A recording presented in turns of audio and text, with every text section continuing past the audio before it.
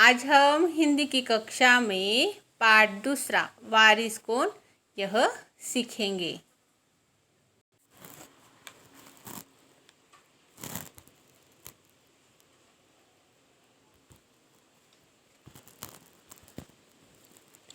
एक राजा था, उसकी 4 बेटियां थी।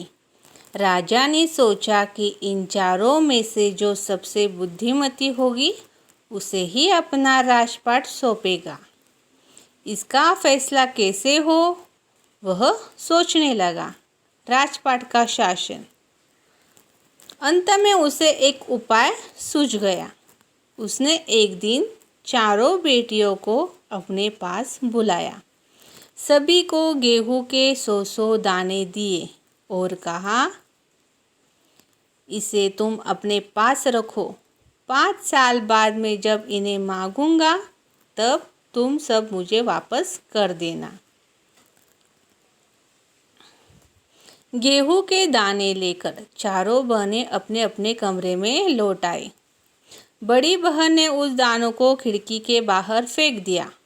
उसने सोचा, आज से 5 साल बाद पिताजी को गेहूं के इन दानों की याद रहेगी क्या? और जो याद भी रहा तो क्या हुआ, भंडार से लेकर दे दूंगी। दूसरी बहन ने दानों को चांदी की एक डिब्बी में डालकर उसे मखमल के थैले में बंद करके सुरक्षा से अपनी संदूकची में डाल दिया। सोचा, 5 साल बाद जब पिताजी ये दाने मांगेंगे तब इन्हें वापस कर दूंगी। तीसरी बहन बस सोचती रही कि इसका क्या करूं। चौथी और छोटी बहन तनिक बच्ची थी। शरारतें करना उसे बहुत पसंद था। उसे गेहूं के भुने दाने भी बहुत पसंद थे।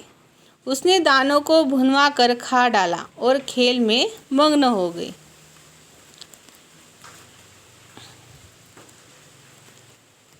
तीसरी राजकुमारी को इस बात का यकीन था कि पिताजी ने उन्हें यूं ही ये दाने नहीं दिए होंगे। जरूर इसके पीछे कोई तो उसने अभी अपनी दूसरी बहनों की तरह ही उन्हें सहेज कर रख देने की सोची, लेकिन वह ऐसा न कर सकी।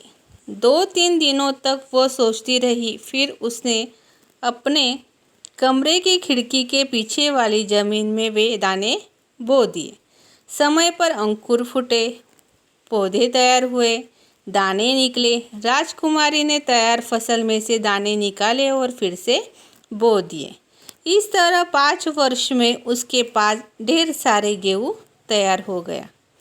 5 साल बाद राजा ने फिर चारों बहनों को बुलाया और कहा, आपसे 5 साल बाद मुझे वापस करना। कहाँ है वो दाने? बड़ी राजकुमारी भंडार घर जाकर गेहूं के दाने ले आई और राजा को दे दिए। राजा ने पूछा, क्या ये वही दाने हैं जो मैंने तुम्हें दिए थे? पहले तो राजकुमारी ने कह दिया, मगर राजा ने फिर कड़कड़ पूछा। तब उसने सच्ची बात बता दी। राजा ने दूसरी राजकुमारी से पूछा, तुम्हारे दाने कहाँ हैं? दूसरी राजकुमारी अपनी संदूक में से मखमल के खोल वाली डब्बी उठा लाई, जिसमें उन्हें गेहूं के दाने सहेज कर रखे थे। राजा ने उसे खोलकर देखा तो दाने सड़ गए थे। तीसरी राजकुमारी ने पूछा, तुमने क्या किया उन दानों का?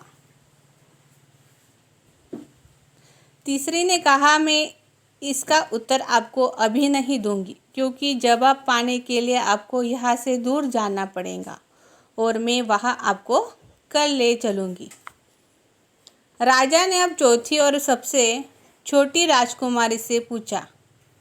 उसने उसी बेपरवाही से जवाब दिया, उन दानों की कोई कीमत है पिताजी? वैसे तो ढेरों दाने भंडार में पड़े हैं। आप तो जानते हैं ना, मुझे गेहूं के भुने दाने बहुत अच्छे लगते हैं। सो मैं उन्हें भुनवाकर खा गई। आप भी पिताजी किन किन चक्करों में पड़ जाते हैं। सभी के उत्तर से राजा को बड़ी निराशा हुई। चारों में से अब उसे केवल तीसरी बेटी से ही थोड़ी उम्मीद थी। दूसरे दिन तीसरी राजकुमारी आई। उसने कहा, चलिए पिताजी, आपको मैं दिखाऊंगी कि गेहूं के दाने कहाँ हैं। राजा रथ पर सवार हो गया। रथ महल नगर पार करके खेत की तरफ चढ़ गए। राजा ने पूछा, आखिर कहाँ रख छोड़े हैं तुमने वो 100 दाने? इन 100 दानों के लिए तुम मुझे कहाँ कहाँ चक्कर लगवाओगी? अब तक रथ एक बड़े से हरे भरे खेत के सामने आकर रुक गया। राजा ने देखा सामने बहुत बड़ी खेत में गेहूं की फसल थी। उसकी बालियां हवा में झूम रही थी, जैसे राजा को कोई खुशी भरा गीत सुना रही हो। राजा ने हैरानी से राजकुमारी की ओर देखा।